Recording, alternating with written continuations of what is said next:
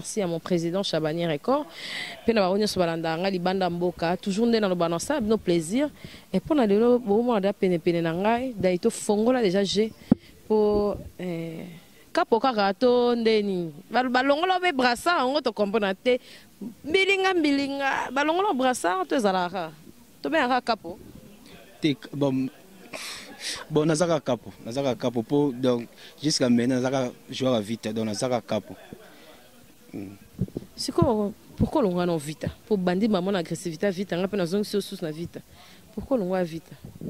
d'abord na longa vite nazaka na kata vite pour d'abord premièrement dans un de cœur na bango donc on il accès que dans zana na kata vite mais malgré tout musale senga donc na bimalibanda ils ont un boulot donc il faut d'abord dans le football il faut profiter place sur les sous ils ont ça moi bien la vie tapé ça qui mais senga qui sous to défendre au moins libanda yango na kenda vraiment pourquoi chauffe pas l'omani ça te pour pression ya na yango tinda que olonga po ibenge pene on dirait pesa ka moi prise côté kuna te waza petit na linga mingi ngam na saliga za bongo yemoka yebi ba conseil no pesa mais bunga ngana botama joueur ngana botama des joueurs mais aza petit mo linga mingi d'abord na bando bo kele ba flair mais de éviter la discipline musunde mo ka bungisi d'abord biso football na biso ya RDC awa d'abord elinga kunde bipale te so sa bipale yo bon ho muta bipale te nga vraiment na sali ma parcours yo na ye on dirait ba comportement ndenge moko te nga sali parcours normal ni to ba lo moko entre parenthèses nga na terrain na sala rendre travail nga na terrain mona na sala travail o kezeke soki di joueur ba kokite mais bunga ko sala différence à faire gagner équipe et mona naka donc ils allaient coup de doba aventure vraiment pour na wana na za guerrier mais ça question nga la ko da bongo en plus nga zali na d'abord responsable par rapport que dans naza père de famille donc il est pas bon mais tant qu'il y a qui a coûté la vie à Zawana, la vie expérience na nango il y a la sélection il y a même il y a un grand club et ça juste des conseils et puis c'est des bisous peut respecter qui après peut comme aboyer de travailler qui tu me le monsieur tous moi chance de recevoir solliciter libanda et ça travail donc ça travail ta discipline ka bato na ba beto maboko wana ba on peut maboko wana ba beta yango donc so ta discipline autant la musala na donc qui est bien ayebi bien place azali donc ba conseil no pesa bon tellement azaka mutu akoki même susu ko sala moi ba faut pas yemoko lem susu a réparer kaka mais na mit au mutu ba tepani azo mériter c'est senga sikoni avant t'expliquer calme mais à continuer sur le travail susu ndaba ndo travail ka do atika de gauche à droite pour ane yaka nango et yaka nango joueur faut gérer succès ndeni parce que ba se plaindre ba jogwa ki basi ambiance surtout so bo gagner to la soupongité discipline ya jogo faisande selon la discipline de jogo na ko lo besoin d'abord récupération et d'abord pour makambo biso ba joueur au RDC tout ça là tous les joueurs dans le monde ba sala ngo parce que o biso bima pour so ba chance ba banda te ngo ba mona ngo boy mais so poser chance même so kende ba dans pays muso au mona pe o ba makambo ba joueur kuna ba sala ngo d'abord les gars ba les discipline na temps récupération biso siko même surtout au temps récupération te par rapport au talarara vie obligée d'abord to mena à côté ils ont vie moko ils ont vie moko professionnelle té au même chose temps là la bomo ka kuna libanda ba luka au tout temps récupération boy donc makamboze belé na ba produit au muto même match betami be aux récupération exacte déjà normalement to ko la nsalam sous 3 matchs ou 4 matchs 3 matchs na semaine boyté aux allé épuisé mais papa mondela ko landisa na ndenge aza bazana ba produit pour la récupération donc biso to na temps récupération za la nango pour to za pe bato pour énergie auto perdara so za na temps récupération tout d'abord au consiste à 90 minutes té tozo sola na capo yemo alobi azaka capo to ki na likolo et bon dans so ito ya sola na ba jogo te to perda kia kana ezali ni ntonga tozwa championnat to perdre kala mingi te ba kabananga kan to perda kia impression aux aïnis na habité aux aïnis non na braza tous aïnis de na cab impression aux aïnis et puis comme on a qui ba quinoa au lieu ba encourager ba jogo tina suka comment est-ce ba finga mbokani et koto ba salabo et ça la bino ne so monde qui est ça qui est fort pour na mboka mais fort wana et c'est mpona korate molo mo boye domboka mobimba babaluki même capé à l'omanisa ndenge mo erreur wana salaki o salaki ke bacha biso subi yo mo ba impression na yo ezalani d'abord et ça la passe d'abord na minute wana na zalaki sous joueur était na minute na le supporter donc tant que donc to bundela drapeau mboka pour ezalaki pe na to zaka pe internet na wana na Luanda pour internet to vania ba angolais na lelo boko pola de bité bozaka mais to gagner bon ça dem susu ça arrive football est réservé biso ba surprise ebele ndenge biso na to s'attendaki ndenge pe to moniteur même susu to jouer ba mère ba tout donc RDC ils arrivent déjà donc en couleur si que ça la passe makambo ndenge zalaki d'abord sentiment katani bongo d'abord ngai loko c'est pas parce que toujours dans confiance moko d'abord ok exact donc à partir de la première tour tu éliminé tu dois être tombé dans combattre la quart de finale la demi-finale c'est que bon déjà donc et le ça m'a fait un plaisir ngwana mais que longue ça les mêmes biso peut ça peut passer vraiment ça peut passer surtout na bibale tende abande ko finga mais on to bibale donc ça arrive tout le monde avait un grand joueur donc barata la bango peut action to ba pe sous action tu va roba lomani ça bon action pe ka ya bongo pe na match équipe nationale à Sova action pe komi pe et luxi penalty donc ça arrive à ça qu'on peut expriter il y a action c'est il y a qui donc to ça la autre maté et arrivé là pe bongo moi nza di bongo na terrain te lo moi bongo au pesi privilège na batu misus l'équipe musus bon bon arrivé là vraiment sur action mo vraiment boy et c'est vraiment na sala bongo te mena sala vraiment bongo na daje ba sala bongo na 2014 match à Vita contre Sfaxien to bando mener 2-0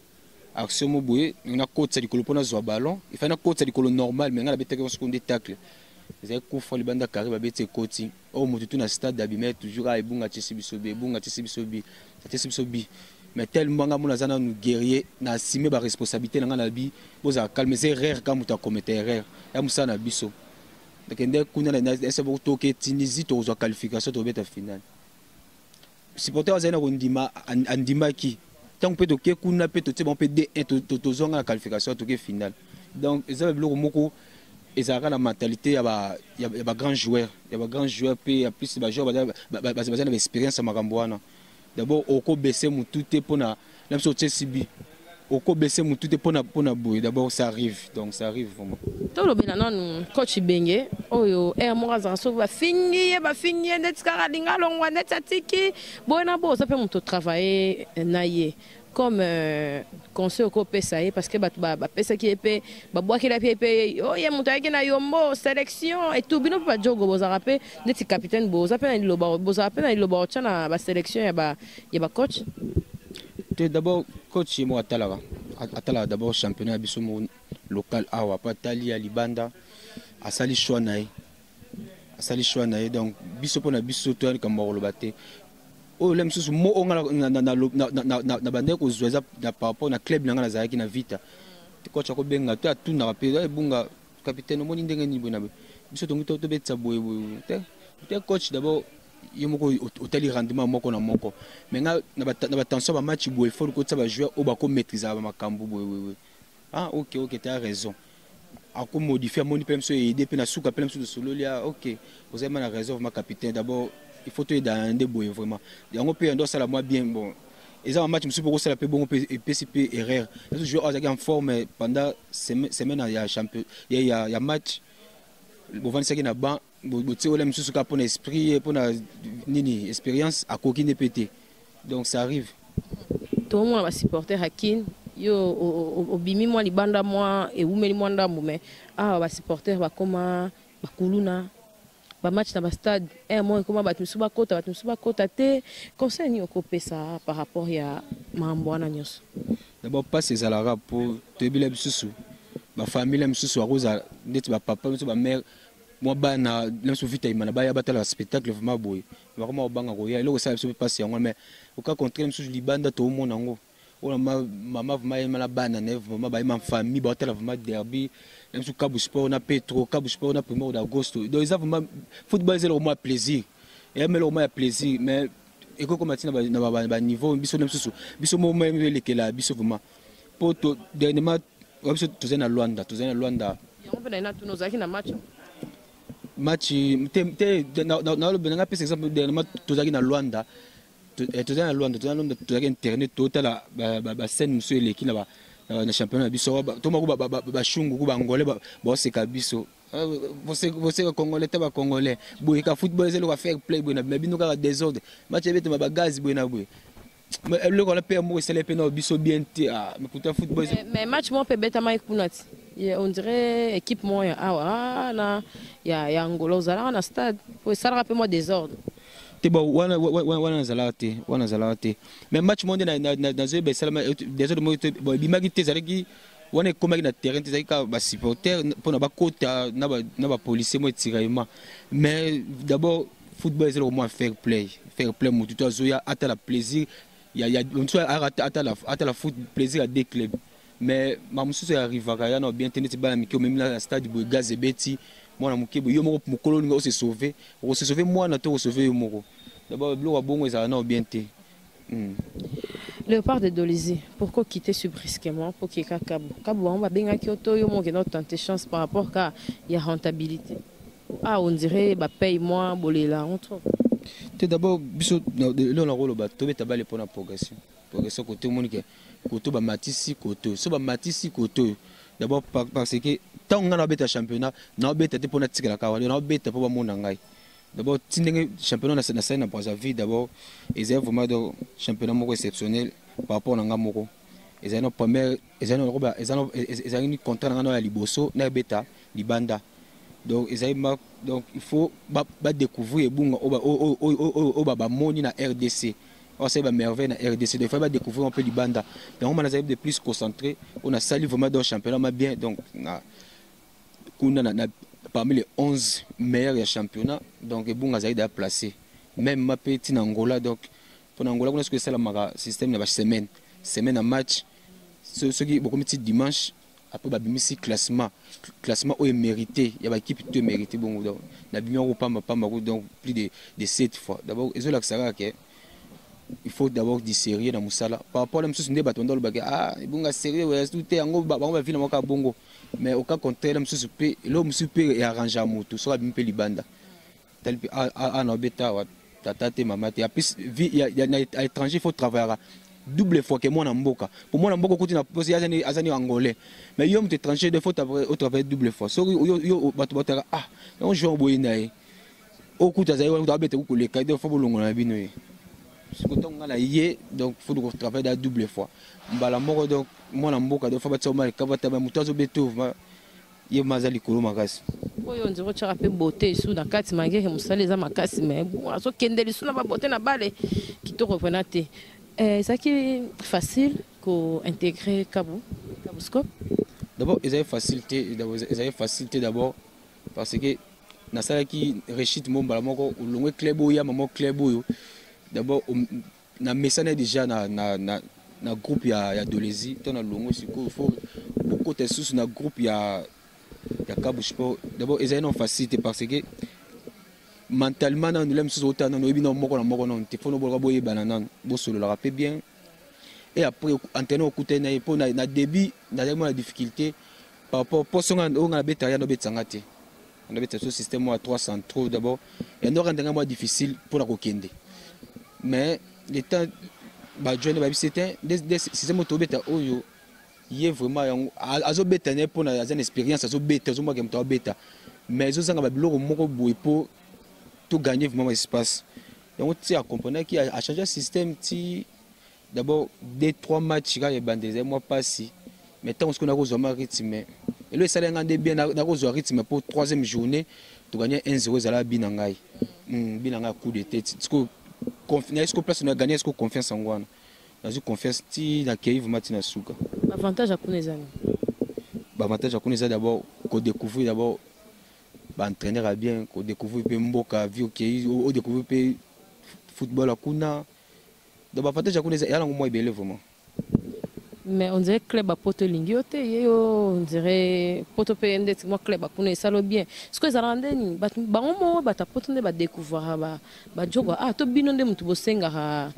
orientation par rapport à ba club à nord ils rendent donc ça manager donc ngana wolo ba manager na biso ala manager à vita à cause de coopération mo bo sirebunga ba bengi ba motin ebunga awa boy donc senga kune faut aussi sa saison après saison prochaine OK donc ils auront bon manager sur vite azali imta ko asala ba makambo wana mais oza lemsusu club o monani na Afrique awa donc il faut saisir comme opportunité Europe il y a donc natana pour bien sûr j'ai poussé mais nata pour c'était même maintenant na 35 ans ou 34 ans sur rose club mo pas bien et ça lui pingai ono dinisa âge to poni ba jogo ba dinisa âge et raponi biso ba congolais mato dinisa âge mama kaste papa ba tika papa ya ba west africain ba pays ko tuna de ba kitsa âge mais biso ba congolais soko kitsa mais ça trop ba pays musunde ba kitsa vraiment ba âge on t'appelle vite so ezana bato ozo apprécier mikolo ba jogo ba mikolo o tala no ba te mona mai ça va sans polémique eza banani ba défendre peine na vite na mona na latéral gauche na Glody Ngonda azobeta vraiment azobeta bien pour le moment dans en forme azobeta bien d'abord tebi na vient biso Gil Sadis malgré toi to kota na ba minutes ou na minutes to kota per ça la différence c'est bien na garder Lukong na médiateur na Nelson Munganga Ngulu donc bon ça musala mabe bon dans l'ensemble ils ont na gauche mo na atuba na ba étranger musu ba Sidibé d'abord ils ont le ya cohésion soka cohésion ko ndenge biso pe to soka ta on mesa na bongo au mona ke réservement makasi na Léopard banani opena au sentir pena qui a été na kanu ba défendre qui pena donc ma attaque qui azane biter mais à défendre qui le pas oui le pas ils ont mis ça musu ba moyaki mayo na façon na bango d'abord ils allaient comme tanga avec les combotés bon mais dans l'ensemble vraiment cohésion ils arrivent mais les gars vraiment bien dans l'ensemble les gars vraiment bien les match à Ghana peu donc to beter na biso mais o combat dans l'ensemble vraiment kan les gars na bien le message na ba fanatique na yo ba op ba linga anakin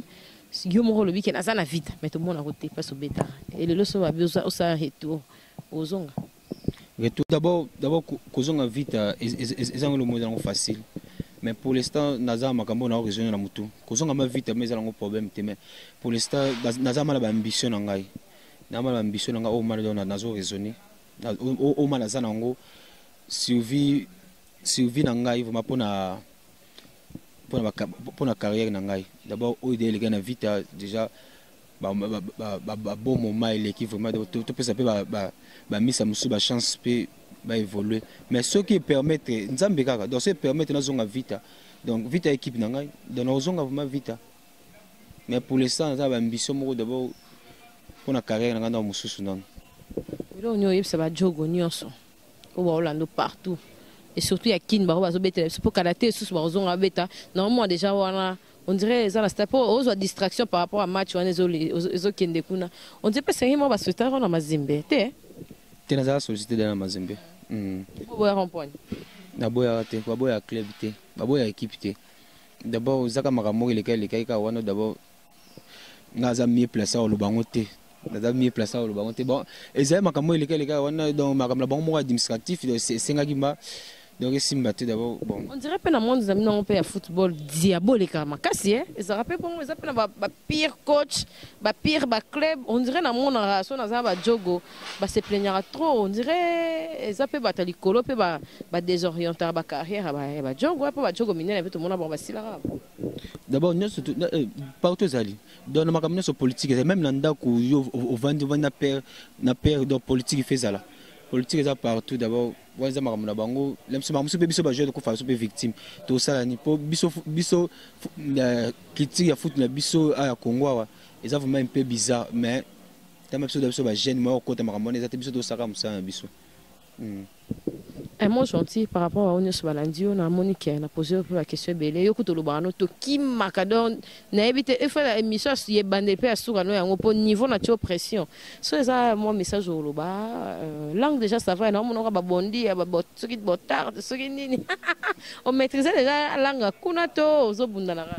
Ouais, to bundana d'abord bambo te dato wana ndisiko to maîtriser la langue yango to maîtriser. Ça va, on maîtrise déjà. Voilà, donc, et là, ils ont mal, dans pays sont commis, donc, faut maîtriser moins langue, n'a changer monnaie d'abord, oui, bara monnaie. Ouais, déjà, d'être maîtrisant déjà. Mais moi, je tout cas. Dans mon logo Nabino, au présenter biso vraiment maillot. Et ça, la moi le moins beau, qu'on change, va changement va maillot. Et ça, la moi le moins beau, t'es un grand démon. C'est ça, la moi le moins beau, t'as un parcours. Vous savez qui boit, donc, tant peu entraîneur mondial à la CV d'abord moi déjà joueur moi déjà donc au moins joueur moi d'abord d'abord une vie expérience joueur moi d'abord vraiment joueur moi d'abord autant le parcours peut bien d'abord avec respect belé donc promettre on est Hollande biso kenga no kenanga ba palaka on na ya artiste te mais na jogo on a quelque chose là bino pena ba entraînement et bunga nenya zo sala donc reportage pena neni ni kabusko peso ba entraînement on est zo salama na système ka ke ça ole bunga exintera pachi na Angola moi gentil par rapport à Onyos Balandi yo lelo et puis au promettre ba Onyos Balinga raoni wa miso ba se plaignera et bunga zo tambola bunga so ki tenga nini mais pesa ba on lo bana yo asuka na passage nous na Congo RDC d'abord pour na otam kotambola za ma problème te kotambola pe temps repos pe zala mais de plus temps repos zali wala ba aventure te pour ba supporter donc peuple congolais ne se ba yebi vraiment que bunga c'était travailler même ba entraîneur na les clubs ba yebi donc si le terrain coup donc ba sala ma ba aventure te bon na ko pesa ba ne se vraiment moto ba linga saoule bunga d'abord o balinga saoule bunga do na pesa bongo to bambote donc même libanda na ibe batapoto ba otala ba komelanga susu nde ba moninga ba misupe ba baza surprise ba monanga susu na Kabu Sport d'abord baza surprise zaka je me suis pas omona pe bunga na Paris Saint-Germain d'abord et dal kamoko eko kamusa te po bunga za na joueur ah si ko donc na pesa bino donc si taka passer donc tena ki marate bikaka to ya kalam suna na yela susu une semaine au pona na traiter kali kamoka muke il y a un peu chance pour assurer que tout ça émission d'abord et les canaux vraiment bien la PC va master tout va enregistrer dans tout mbote vraiment d'abord mais quand tu vas combo na habité mais calme ça non vraiment qui c'est ara na ndemo qui c'est ara quand tout le monde a sauvé te betaka likolo pa mbula qui c'est pena existe mais total ba match à Barcelone ba mbula pe betit total ba championnat ba Angleterre awa match pe beta ba mbula e beta non qui c'est ça entraînement pone to mona ka batu ba bo baksa pe mo lo mo bona kati wana mais so avobeta balu o sambelo baxi de loko o sambelo baxi de loko yango singa mo bo na loketo mo elo mo bo esala na ngope te wana te wana non mona ngote non mona te wana zo ba pona ngai moko donc ngai moko d'abord na bote ma famille santa pe na babilo muso mo na penga macho nazo ko rateli koleko mikilo yela yo poto yebi peke ba jogo mususu basala babilo wana ba kilo muso zala mususu na semaine coach a poussé bino makasi bo jouer match mususu premier mi-temps moté ba 15 débuts ou ba 20 débuts ya match bo se sentir lourder mais comme mususu bo ko atambe ba 30 minutes bo se sentir ko comme bien. Père de combien d'enfants, marié et bunga? Père de 3 enfants. Marié? À bientôt marié. Félicitations, hein. Tozo la maman. Merci de répondre valablement à l'invitation. Moi, na beti kelelo ya Angola, na ebi ke moi une semaine moi les kabiso kuna bien. Puis ça va mbote ko na famille, na bana yo et puis na babina yo. En tout cas, pe na babina ba vida. Bazalis, ba léopard, bazali. Donc on a passé d'abord peuple congolais ne sont motés vraiment donc ebunga zali d'abord c'est un séjour déjà coquille donc d'ici déjà na ozonga déjà pour na tous préparer phase retour na pesi batu ne sera mbote balinga saule bunga na bana nga misato keina ebunga kertis ebunga na matis ebunga donc na pesi bonga mbote Merci beaucoup pour l'autre Sukiwana et Trésor Mbombo Kenny West na Paris. On a contrôlé Paris à partir au bon on a Tour Eiffel, hein, Damien Dimonet américain, mais Mikolo a na Paris. On a baoni swananda, on a soutenir on a base. Patrick Muzamba les maximum on a za garçon on zamba salika Mikolo ba kombo na po ba kombo kalezali. Déjà inspiré. Puis surtout boire monter, ba garçon sika lo ba sa ole bunga ba Trésor Mbombo. Ba David Dimon, ba Trésor, ba Patrick Muzamba les maximum, Trésor Muzamba boss soucié wana et na ba onu spananda biso Ursula Kaili Kapash, ba fanatique na nganyoso, ba Tanya na Paris, boze ebele kalaté mikolo na bando boaka. Mais mingi te mais ba mo kana ndo boaka et puis ba onu spasitena biso président Chabani record azana Angola wana calamité na kitoro ke mamba saoulé na contrôler pe côté président Chabani record. Merci Nadaito Simpi. Merci na ba onu spananda biso. Bye bye, à la prochaine, au revoir.